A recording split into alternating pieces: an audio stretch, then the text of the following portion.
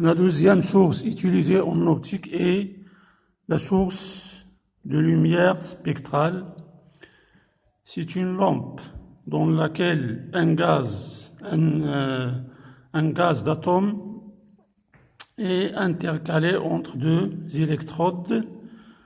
La décharge des électrodes permet l'excitation des atomes du gaz, c'est-à-dire le passage de certains électrons dans le même atome, ou bien des atomes différents d'un état d'énergie dont le fondamental a des états d'énergie supérieurs permises.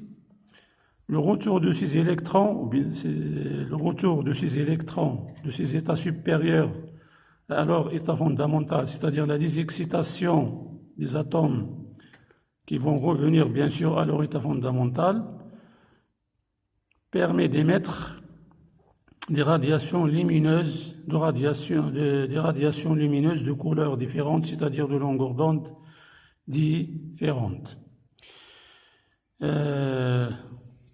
Donc, l'émission des sources spectrales est basée sur l'émission spontanée, ce qu'on appelle l'émission spontanée.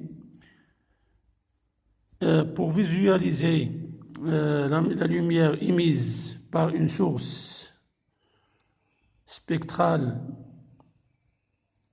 ou bien une lampe spectrale de mercure, bien sûr on place devant elle une fente longitudinale et une lentille convergente et le prisme à vision directe qui analyse bien sûr la lumière émise par la source.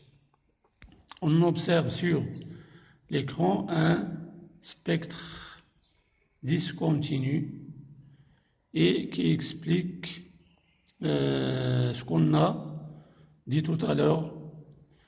Si on suppose que 3 électrons d'un atome ou bien des atomes différents passent à des états d'énergie supérieures différentes, leur retour à l'état fondamental va émettre 3 radiations de couleurs différentes, c'est-à-dire de longueurs d'onde différentes.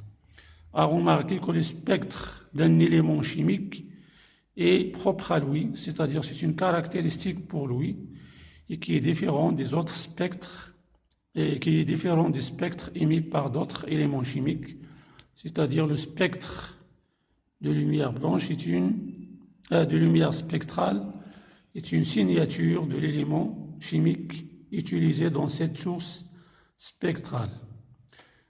La conclusion c'est que les sources spectrales sont basées sur l'émission spontanée.